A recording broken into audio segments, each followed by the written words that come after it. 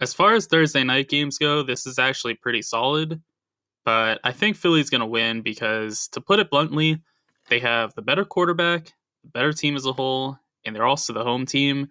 So I'd be pretty surprised if they don't beat Minnesota. Atlanta and Green Bay is a true 50-50 type of game, but I lean towards Green Bay because having played one game that was solid so far, Jordan Love has played one more good game than Desmond Ritter has in his entire career. So I feel a little bit more confident in Love. I also feel more confident in the Green Bay defense than I do Atlanta's. And if Arthur Smith refuses to get Kyle Pitts and Drake London involved like he has basically his entire career so far with them, I think their offense is really going to struggle. So give me Green Bay. But again, this game could really go either way. Vegas had a nice win last week, but look for Buffalo to get back on track against them. Josh Allen self-destructed versus the Jets, and I don't think that'll happen again against a very weak Raiders defense. So I think Buffalo is pretty in the clear here. It's a shame Baltimore has been bitten by the injury bug already because Cincy and Baltimore could have been the game of the week. I think Cincy will win, though, because two starting offense alignment for Baltimore being expected to miss time is a real issue, as is the loss of Marcus Peters, who's one of the leaders of their defense. So I think Cincy will be able to attack those weak positions. Though Geno Smith and the Seahawks as a whole looked awful last week, I also wasn't impressed by Detroit last week. So I think this is a difficult game to pick. And I lean actually towards Seattle because their offensive talent is better than what the Lions have right now.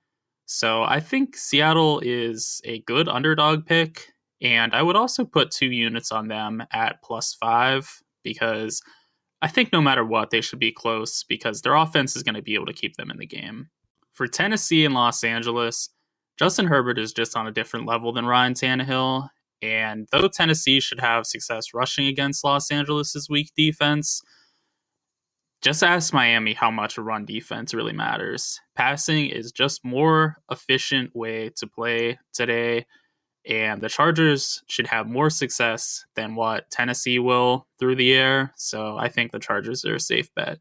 Tampa and Chicago is probably the hardest game for me to pick this week, and though they looked awful, I think the Bears are ripe for a comeback, get right game type of deal here because Justin Fields is shown to be a better quarterback than Baker Mayfield has in the past year. I'm not saying that Fields has been great, but Mayfield has been really rough in the past year. And I think the horrible loss to Green Bay will actually kind of be a wake-up call to Fields in the offense because they need to get Fields more involved as a scrambler and less involved as a true drop-back quarterback, which he can't perform at. So I think that will be good for Chicago in the long run. I would put 2 units on Chicago +3. Trevor Lawrence is quickly ascending to the realm of the Patrick Mahomes, but he isn't quite there yet.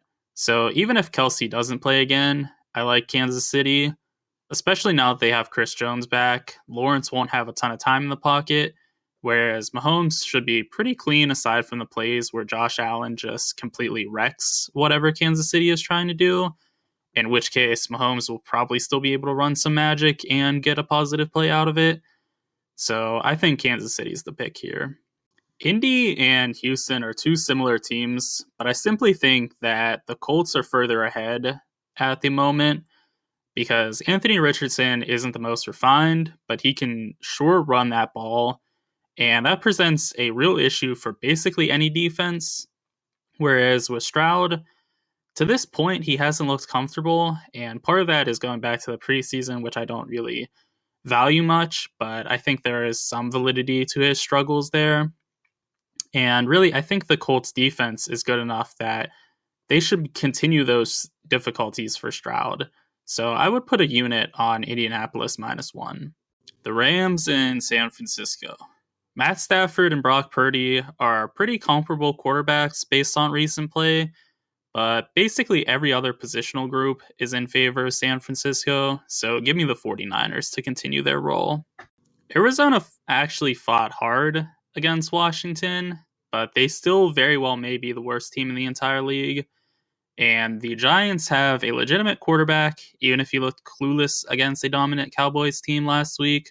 So I think that alone should be enough for the Giants to win, because basically there's no strength for the Cardinals. There is at least a competent quarterback and a well-coached team behind the Giants. Dallas has a major edge at quarterback. They're at home, and they have the better offensive line and weapons. Everything else is similar, and that's not good for the Jets, because yes, the Jets have a great defensive line and great secondary, but Dallas also has those things. And once again, the Jets quarterback is Zach Wilson. So that is a real issue. That's going to be a living nightmare for the Jets. So I think the Dallas Cowboys will be able to just have their way with the Jets.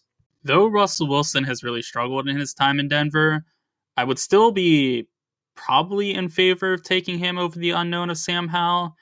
And overall, the Broncos team is just better than what Washington has, because the Broncos are elite or near elite at basically every positional group at this point.